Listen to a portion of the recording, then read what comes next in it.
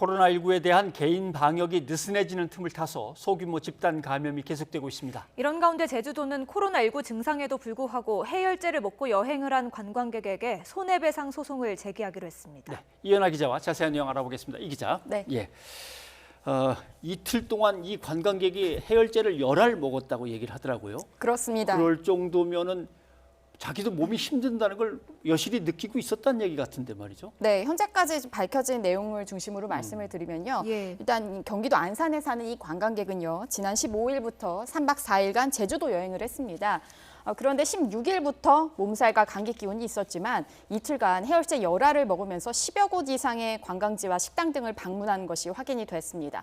제주도는 이 때문에 57명이나 자가격리 조치를 했고요. 방문 장소 소독 작업을 포함해 행정력이 소모됐다면서 손해배상 소송을 제기하기로 했습니다. 네. 이미 지난 4월이었죠. 원희룡 제주지사는 코로나19 관련 모든 불법 행위에 대해 책임을 끝까지 묻겠다며 강경한 입장을 밝힌 바 있습니다. 다만 이번에는 민사적인 책임만 물을 수 있을 것으로 보이는데요. 전문가 이야기 들어보시죠. 형사적인 책임을 묻기는 좀 어렵고요. 민사적으로는 본인이 현 상황에서 코로나 증상으로 보여질 때는 검사를 해서 타인에게 피해를 끼치지 않아야 될 주요 의무는 있다고 생각합니다. 그럼에도 불구하고 증상이 발생했는데 해열제를 지속적으로 먹으면서 이렇게 돌아다녔다라는 부분에 있어서는 윤리적인 문제도 있지만 법률적으로 민사적으로 손해배상 책임을 질 우려가 있다고 보여집니다. 네, 제주도는 지난 3월에도요. 자가격리 조치를 어기고 제주도를 여행한 모녀를 상대로 소송을 제기했고 현재 진행 중입니다. 예.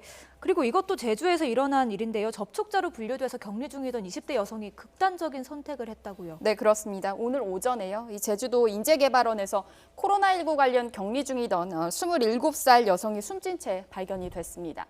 이 여성의 지인이 연락이 닿지 않자 제주도 측에 확인을 요청하면서 알려졌습니다. 이 여성은 지난 18일 지인과 함께 비행기를 타고 관광 목적으로 제주를 찾았습니다. 당시 같은 비행기는요, 확진 판정을 받은 방글라데시인이 탑승한 사실이 밝혀지면서 이 여성과 지인 모두 접촉자로 분류돼 격리가 됐습니다. 예. 참 안타까운 일인데 근데 이 여성은 이렇게 심신이 건강한 상태는 아니었던 것 같아요. 정신건강과 관련해서 약을 먹고 있었다고요? 네, 이 해당 여성이 서울에서요, 이 정신건강 질환 치료를 받아왔었고 격리 중이던 지난 20일에도 보건소를 통해서 관련 약을 대리 처방 받은 것으로 나타났습니다. 또 격리 당시에는요, 불안을 호소하며 지인과 함께 있게 해달라고 부탁한 사실도 확인했는데요. 제주도는 1인 1실 격리가 원칙이고 또 2m 거리 두기 같은 그 격리 수칙이 있기 때문에 이런 준수를 조건으로 해서 낮에는 지인과 함께 있도록 했다라고 설명을 했는데요. 관련해서 들어보시죠. 처음에는 이제 같은 방에 한 방에 좀 이렇게 격리가 될 수 있도록 아마 요청한 것으로도 알고 있고 그래서 그 옆방으로 했고 지인과 너무 좋은 관계를 맺고 있었고 그래서 특별한 조치는 할 상황은 아니었던 것으로 파악하고 있습니다. 네, 또 이 숨진 여성이 묵었던 곳에는 현재 20여 명이 또 격리 조치 중이거든요. 예. 그래서 이 제주도 측은 이분들이 심리적 충격을 받았을 것으로 좀 예상을 하고요. 이런 상황을 고려해서 이 전원 심리 상담을 마치고 또 격리 장소로 옮기는 방안도 검토하고 있습니다.